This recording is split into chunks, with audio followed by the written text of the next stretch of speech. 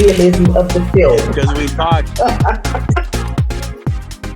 Good morning, Christian. Good morning. Good morning. What's your name? Sophia. Sophia. Nice to meet you, Sophia. I'm in Portugal, so Oh, do you speak Portuguese? yes, I do. Eu falo também. Ai, que bom! Muito Que bom. prazer, Christian. No prazer. Eu estudo no Brasil, no Belo Horizonte. Oh, wow! Yeah. We're speaking Portuguese. Sorry, Tim. I just said that I studied in Brazil. Gosto demais. Portugal. Eu fui lá a Lisboa e faz como 3 meses que fui lá. Muito encantou. Estavas aqui, eu não sabia. Prazer. All right, we'll go to English now. Tell me something, Christian. How do you say your name? Is it Christian Ochoa Lavernia? Yes. You said it perfectly. That's the good thing of speaking Portuguese and everything, isn't it? So, yeah. Tell me, Christian, tell me a little bit about your background. I know that you were born in Cuba. Did you actually no? I was actually born in the U.S. I was a first generation born in America. My grandparents fled Cuba after the revolution. It was very bad in Cuba, still is. Yes. And in 1967, they decided to go to Miami, like a lot of Cubans did. Oh, yes. And my mom was about 4 or 5 years old. So my mom was born in Cuba, but she grew up in America, in Miami. That's where I grew up. And then my mom and my dad, the same situation. My other grandparents left Cuba as well. And my parents met in high school. And my sister and I were born in Georgia. Oh, lovely. On a military base because my dad was in the army.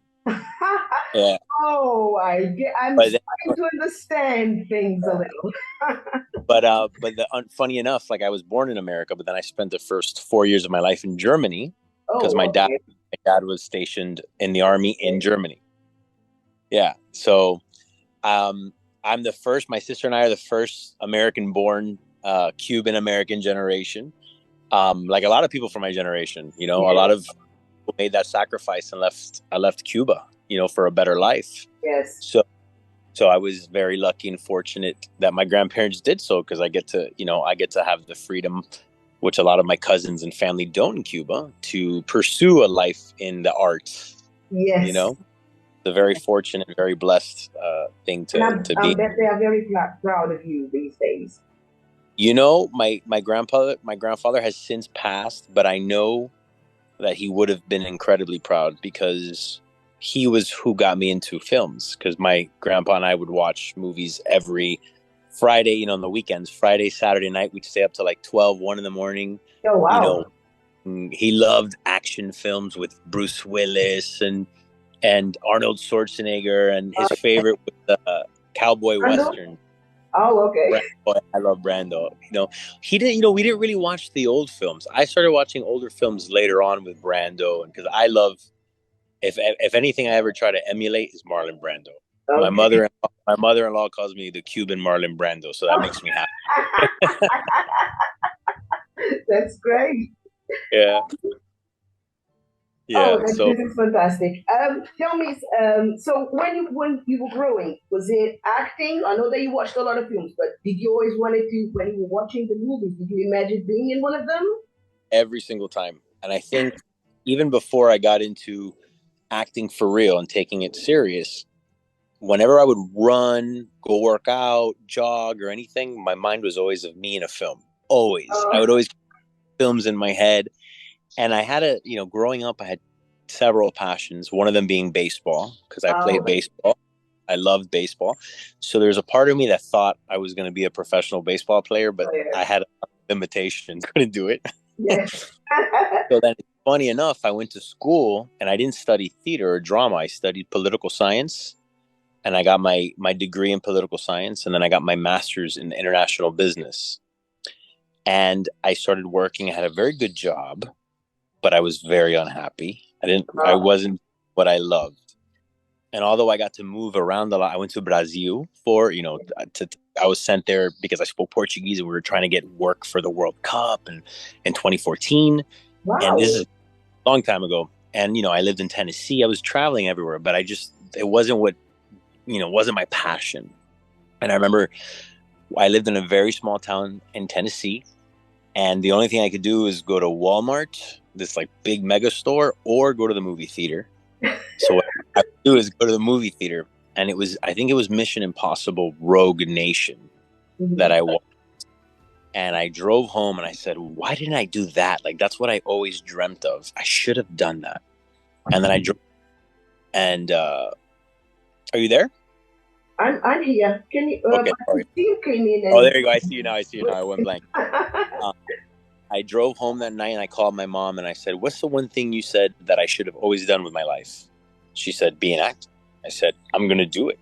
And I did everything. I quit work. I moved back to Miami. I started all over again, training, going to class, getting an agent, doing honestly, little things that I wouldn't even like in a commercial and something very small, you know, like very little things, but everything was like a step forward, you know? Yes. But I wasn't making money, but I was happy. Yes. And you And knew you would one day. Hope. Yeah. You knew you would. Yeah, I knew that. You're saying that I knew that would eventually happen? Yes. Yeah, you have to have when you go after this in your career, you have to have an immense belief in yourself. Yes. And trust in what you're doing and trust in like your heart. You know, you have to understand like this is something that I'm passionate about. And for me, it was never about the money or the fame or nothing. It's like I had a job very young and I made pretty good money for being young. And I realized that was not happiness. Yes. Happiness was what I woke up every day and like wanted to do. And no matter what it was, the smallest little roles, I'm like, I'm doing what I want. And you were excited every time. Yeah, every time. And I still am. You know, absolutely. Fantastic. Thank you. Now, can you tell us about your experience working with director Guy Ritchie on The Covenant? Yeah. How did it contribute to the intensity and realism of the film? So working with Guy was a dream. I've loved him since as long as I can remember. He was part of Lock, Stock, and Two Smoking Barrels? Yeah, of course. That, Snatch. I mean, as an American, I think Americans have an incredible love and fascination with England because we grow up watching a lot of movies that have to do with castles and the Queen. So you have this vision, and America is relatively still a very new country, and England is so ancient and beautiful, and so you grow up. So I think Americans, for the most part, are very fascinated with English culture. Yes. So Snatch and Lock, Stock, those are such fun movies with such London bravado, and I adored it. Yes. Even before I was an actor, you know, I would do scenes in my head. Even from Rock and Roll is another one. There's some quotes. That is one of my top. So good. And we still don't know what was in that picture. Yeah, we don't.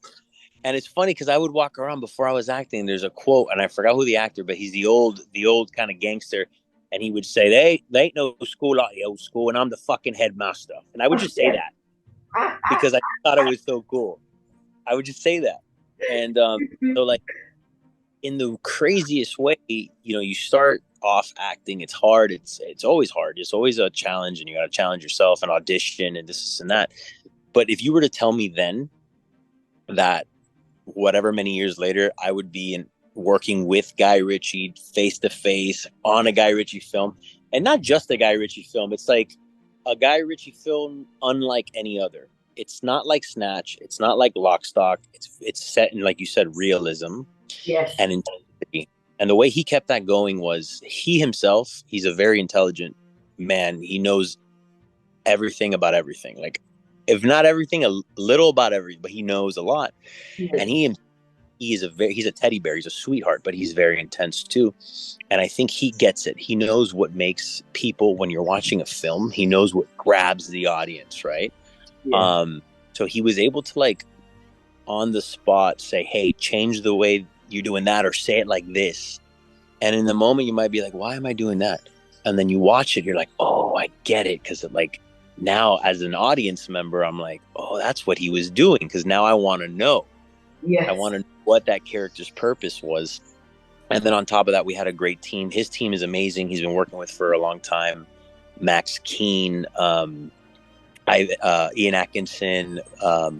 They're just like such a good squad. And we also had military advisors on the film, Dan Schmidt and Kawa Malawi, who were actually part of the American military and special forces.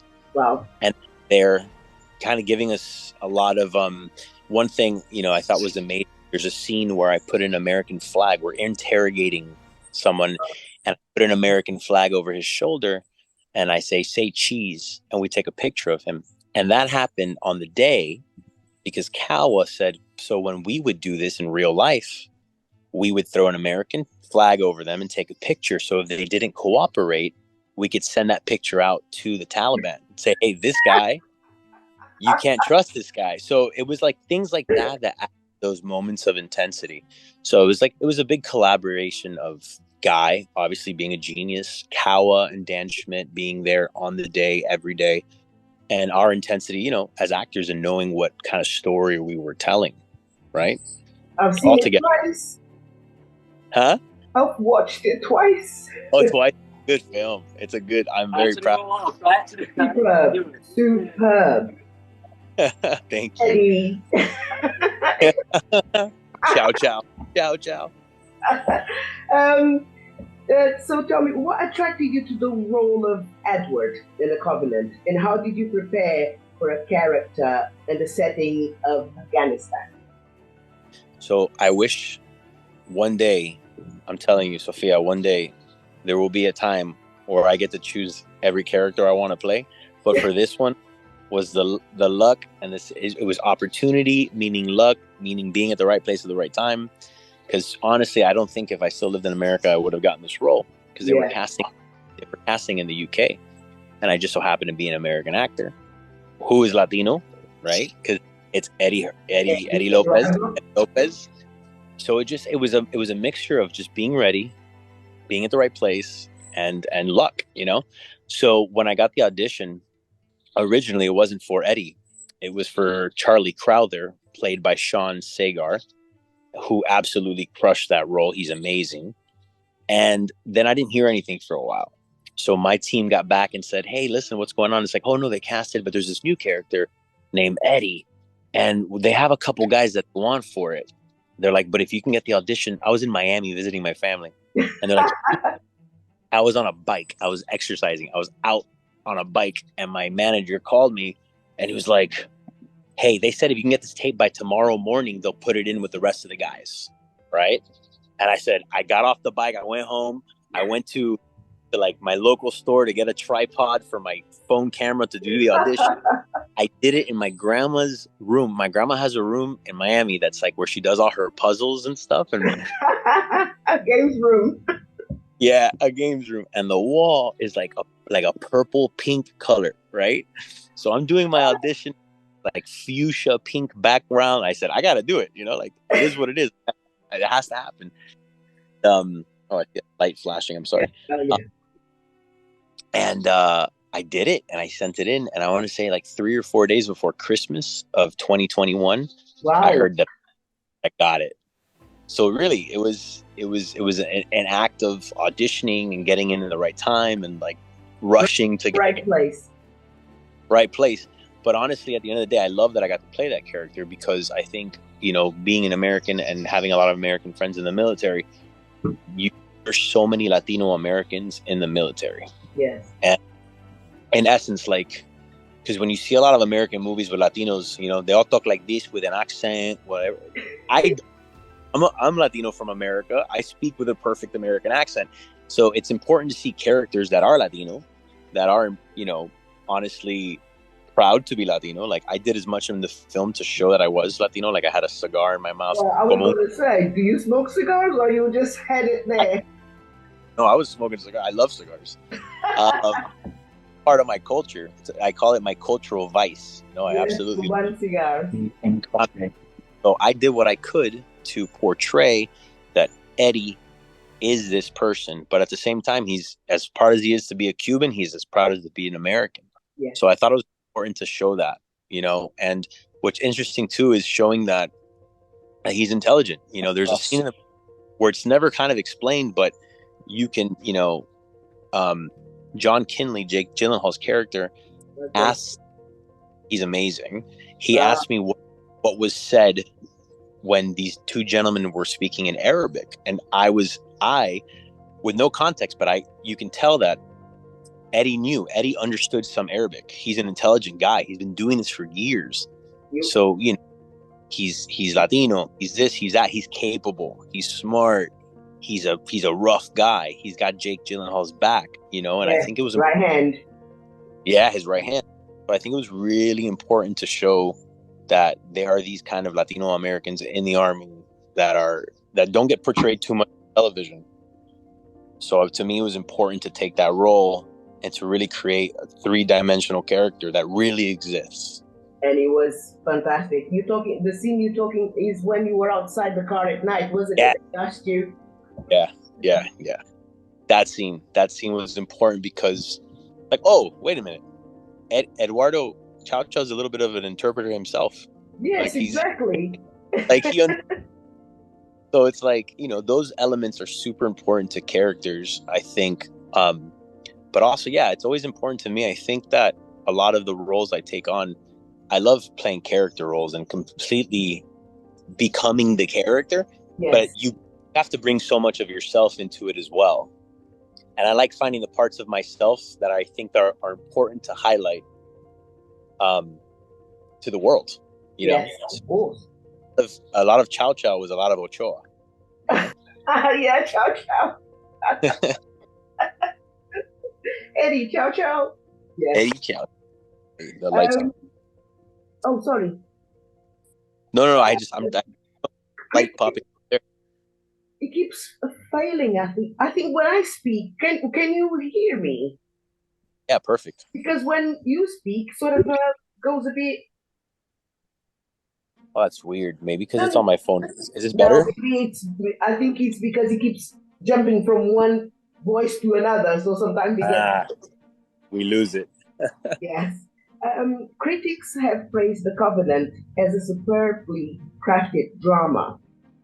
Can you share any specific scenes or moments from the film that were particularly challenging or rewarding for you as an actor? I'll start with rewarding. I think one of the most rewarding scenes was, selfishly, was that scene we spoke about with Jake. Yes, because I've admired Jake's work for as long as I can remember. Yes, he's been working. I mean, he's not an old guy, and he's been working since I was a kid. Meaning, he's been working since he was a kid.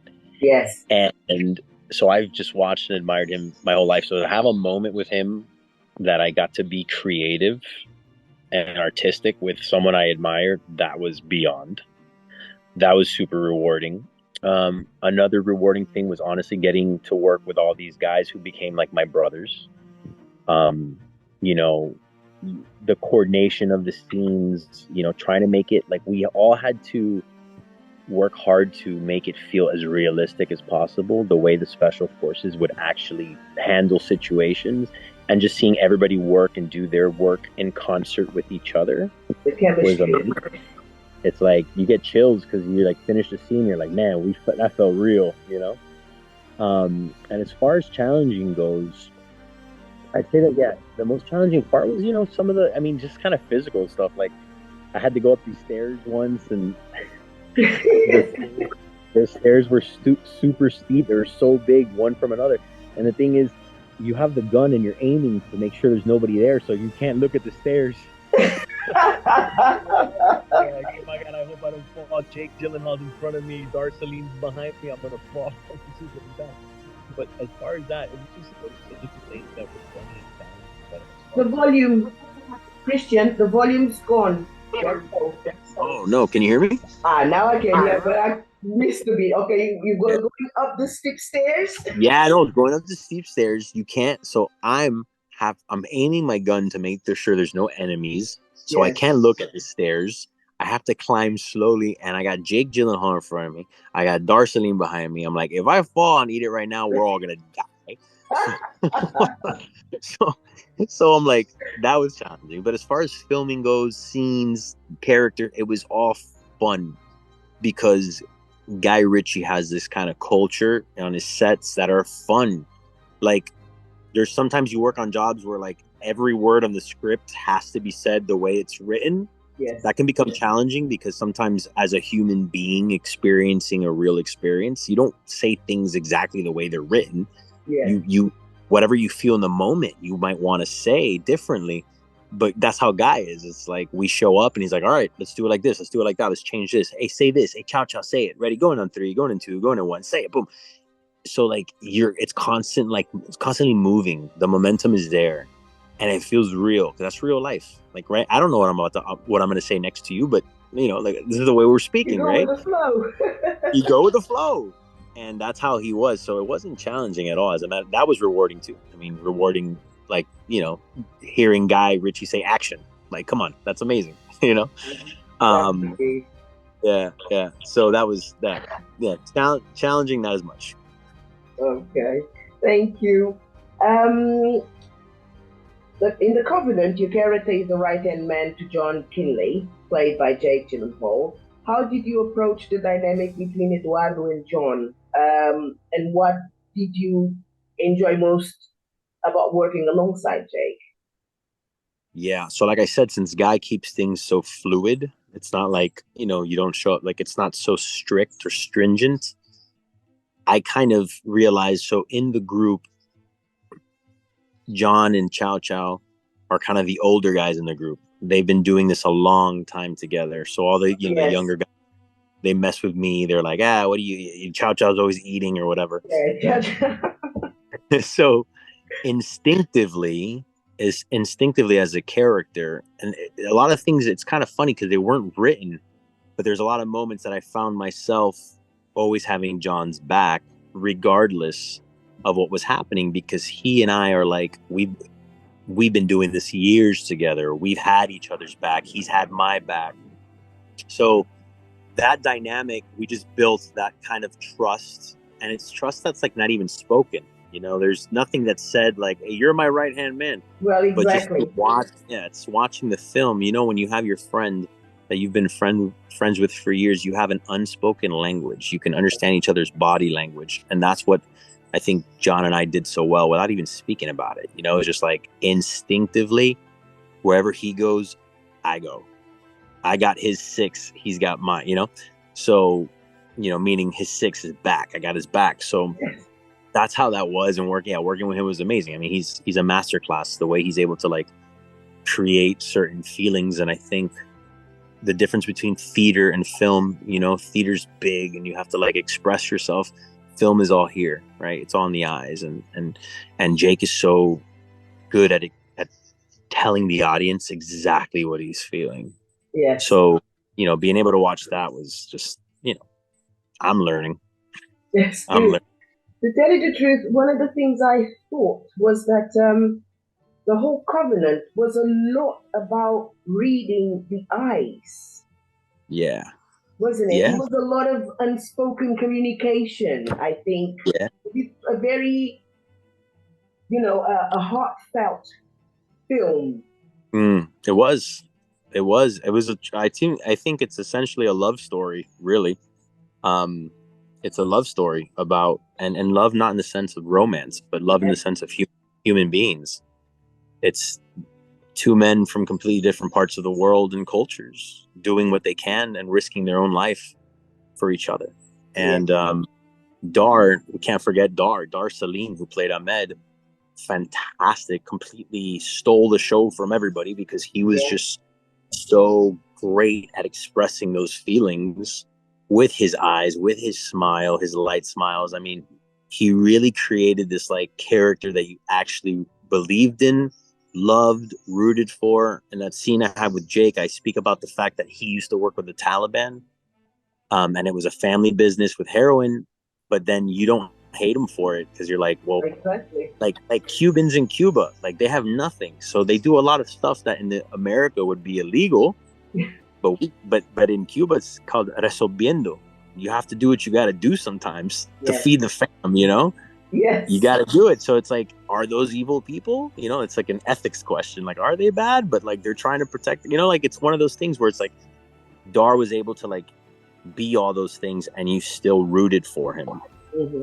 Silo has been described as an absolutely thrilling sci-fi series. What can you tell us about your character? How is it called? Amundsen? Amundsen. Yeah. Amundsen. Amundsen. Yeah, it's an interesting name. Yes, in the overall premise of the show, how does it feel to be part of such a highly acclaimed project? It's another one of those like, oh my God, if you would have told me 12 years ago that I'd be working with Rebecca Ferguson, Tim Robbins, Common, who's a musical artist. His name is Rashid Lynn, but I grew up loving Common and his music. Dame Harriet Walter. I mean, you have just like, I saw a picture, the first time I saw a picture of like the premiere of all these people that I love and admire, and I was in the picture, I'm like, what? It's a dream. It's a dream to work with an ensemble cast like that. And the thing is, the writing is so superb and so good that every single character, and there are so many characters, are so evolved, three-dimensional. There's a lot going on with each and every one of them. So you can be watching it, and yes, they're the stars of the show, but then you have the auxiliary characters, and they've got stuff going on, and you're like, what is going on with them? Because that's all the writing, you know. Speaking about writing and the writer's strike right now, like, you know, I cannot do my job without the writing, without the writers. Exactly. And the best shows and the best TV that you watch, like this one, like Silo, that's doing incredibly well right now, it's because the writing is so immense, which everybody I hear say they're just so anxious. There's so much anxiety. They're like, what's gonna happen next? And that's what you want. That's what you want. I think when you watch a show, we got so used to like streaming, putting on 10 episodes all at once, and you can literally sit one whole day and watch them all, and that's it. It's done. Where Silos and Apple TV is taking their time, one a week. And Yeah. I actually didn't realize how much I missed that, because you have something to look forward to. Yes. And the whole week you're like, oh my God, what's gonna happen on Friday? You know? Yes, because I watched on Apple. I watched Seas, and that was with Jason Momoa. And once again, it was waiting a week to know what was going to happen the week after. Yeah. No, Apple TV is doing incredible stuff right now. They have one show called Severance as well, that if you haven't watched it, 100% recommend it. It's incredible show.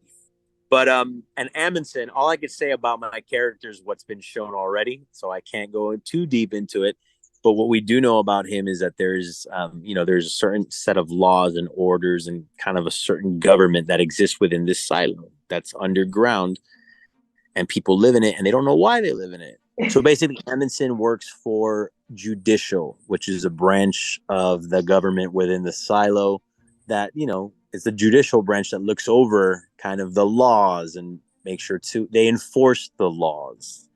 And he works with Rashid Lynn, Lynn's character, who's called Robert Sims, kind of as his, like, you know, his commander, if you will. Yeah.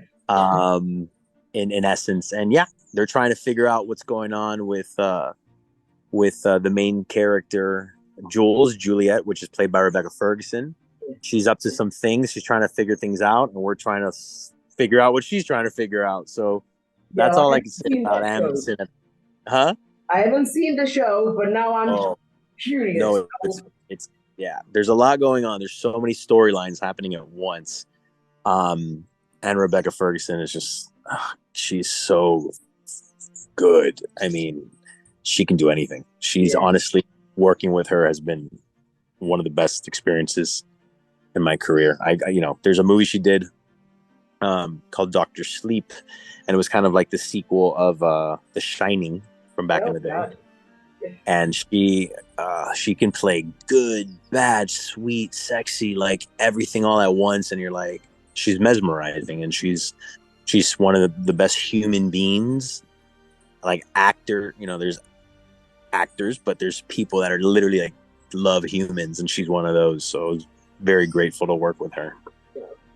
Thank you, Christian. Thank you. Let me say, you have had the opportunity. You know what the thing is, because I'm Portuguese, and you come from the background that likes to speak. You basically reply to all my questions in one, and then I go and ask you. Because we talk. Eu falo muito, eu falo muito. Fala. Eu fala. E vocês aí. Eu tenho outra pergunta. A gente falou. Já falou. Já respondeu. Já, tá bom. Because he says here, you had an opportunity to work with an impressive cast and silo, including Tim Robbins, Rebecca Ferguson. Yeah. So you basically already replied to that question. Answered it. Because obviously the question was, what was it like collaborating with such talented actors, and how did that influence your performance? Well, that's a good question. No, I mean, working with Tim Robbins, who has done an immense body of work. Everybody, obviously, Shawshank Redemption is the one everybody goes to because it's one of the most perfectly executed films, I believe. But you have Mystic River and things like that he's done. Was it Bull Durham that he did? I believe it was a baseball one. I think it's Bull Durham. And so he's a big lover of baseball, and so am I, and just watching him work, and it's very grounded and almost eerily quiet, where it makes you understand things too sometimes. Like if someone is angry, we're not always like angry can be this, and Tim just knocks that out of the park. No pun intended on the baseball movie. And working with Rashid Lynn has been such an honor, because that's a moment where it's like music is so transformative, right? You can be having a bad day and you put on your perfect song and your day gets better. You wake up in the morning, you listen to something. You're driving in your car, you're listening. You're running and working out, you're listening to music. And Common has been a part of all those facets of my life. His music. So to be literally saying lines back and forth with him and hearing his voice, a voice that I heard sung in my ears for so many years, it takes you to a different place. And truthfully, the first feeling I feel is just gratitude. Yes. I feel grateful that I am where I am, and that I was blessed to have this job and work with some of the people that I have admired. And I never take it for granted. I mean, I'm going into work today. So every time I go to work, it's like I drive there, I'm like, wow, I get to do this with these people, and it's every single day. It's never a day that I don't feel excited and blessed to have the opportunity, Gratitude all the way. All the way, every day.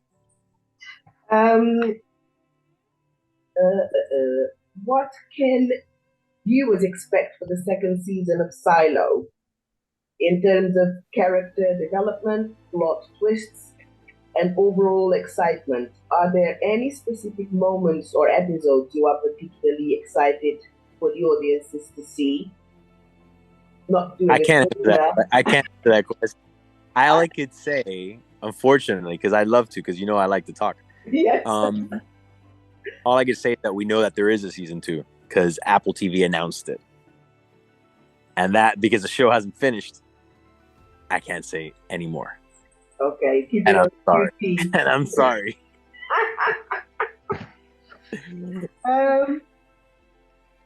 This one is one of my favorite questions. Out of all the characters you've played so far, who would you be excited to meet in real life? Of my characters? Yes. Who would you love to go for a coffee, a beer, That's really interesting. That's a great question. I've never even thought of that. If I had to go, okay, it's like a small role that I played, and it was an ABC show, and it was called Kevin Probably Saves the World. And it's probably the one time that I got to play a very nice, goofy, funny firefighter. I always play usually bad guys or very intense guys and people that would probably rip your head off if he could. But this guy was just hilarious, and he was funny and full of life. And it's not a big character, that I did. It was like 3 or 4 episodes, and the show unfortunately only did one season. It was a very good show, but it only got one season. But I'm thinking about all my characters and that I usually play, and they're all assholes for the most part. I don't think I would want to meet with a lot. I think I'd be like, I'd stay away from a lot of my characters, But that guy was super nice, and he would probably pay for the coffee. So I will want to hang out with that guy. Okay, what was the name of it? What was his name again? Oh my God, I don't know.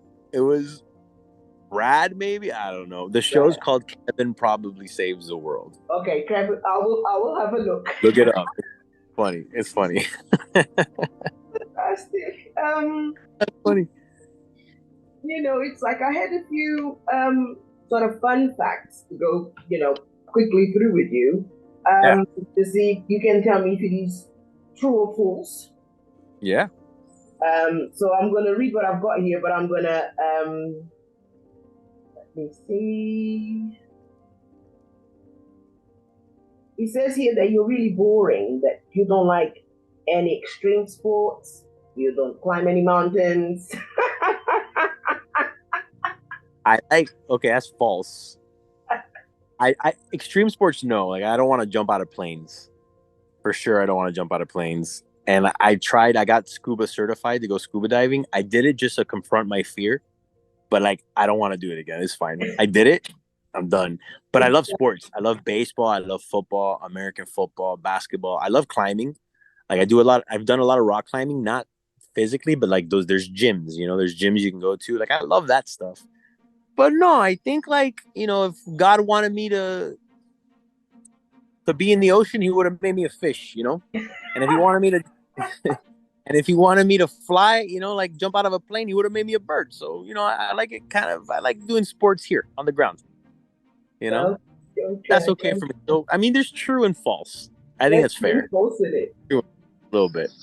Okay, Christian, we have less than 1 minute, and I want to make sure that I can say that it has been a pleasure talking to you. You're so sweet. You have such good energy. I wish you all the success, and I will continue watching your movies, and and I wish you all the blessings. May you continue being blessed. You too. You have beautiful energy, and I hope the most beautiful things for you, and we'll stay in touch. Realism of the film. Because we talk.